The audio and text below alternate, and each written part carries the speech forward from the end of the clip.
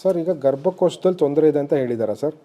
ಅದ್ರ ಮೇಲೆ ಗೆಡ್ಡೆ ಅಂತಂದರೆ ಅದು ಬಯಾಪ್ಸಿ ಸ್ಕ್ಯಾನ್ ಏನಾರು ಆಗಿದೆಯಾ ಸರ್?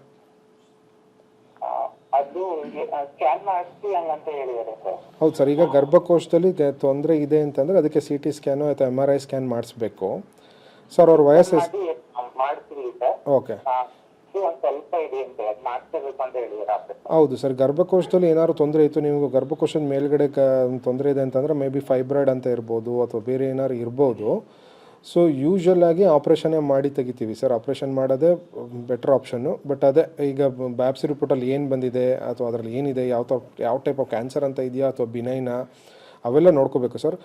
ಯೂಶ್ವಲ್ ಆಗಿ ಈಗ ಗರ್ಭಕೋಶ ಬಂತು, ಸರ್ವಿಕ್ಸ್ ಕ್ಯಾನ್ಸರ್ ಅಲ್ಲ ಅಂತಂದರೆ ಇನ್ನೆಲ್ಲದಕ್ಕೂ ಯೂಶ್ವಲಿ ಸರ್ಜರಿ ಮಾಡಿ ಟ್ರೀಟ್ಮೆಂಟ್ ಮಾಡಬೇಕಾಗತ್ತೆ ಸರ್.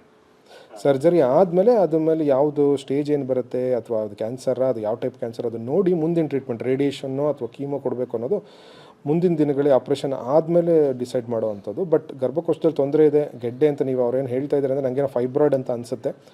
ಯೂಶ್ವಲ್ ಆಗಿ ಸರ್ಜರಿ ಮಾಡೋದು ಉತ್ತಮ ಸರ್. ಸೊ ಕ್ಯಾನ್ಸರ್ ಅಂತ ಈಗ ಬಯಾಪ್ಸಿ ಆಗದೇ ಬರೀ ಸ್ಕ್ಯಾನಲ್ಲಿ ಹೇಳೋದು ತುಂಬ ಕಷ್ಟ. ಸ್ಕ್ಯಾನ್ ರಿಪೋರ್ಟ್ ನೋಡಬೇಕು, ಅದರಲ್ಲಿ ಯಾವ ಥರ ಡಿಸ್ಕ್ರಿಪ್ಷನ್ ಕೊಟ್ಟಿರ್ತಾರೆ ಅದನ್ನು ನೋಡಿಬಿಟ್ಟು ಅದನ್ನು ಕ್ಯಾನ್ಸರು ಅಲ್ವ ಅಂತ ಹೇಳೋಕ್ಕೆ ಸಾಧ್ಯ. ಬಟ್ ಗೆಡ್ಡೆ ಇದೆ ಅಂತ ಅಂದ್ಕೊಂಡಾಗ ತೆಗೆಸ್ಕೊಳ್ಳೋದು ಉತ್ತಮ. ಅದನ್ನು ಯಾವುದನ್ನು ನೆಗ್ಲೆಕ್ಟ್ ಮಾಡದಿರೋದು ಒಳ್ಳೆಯದು.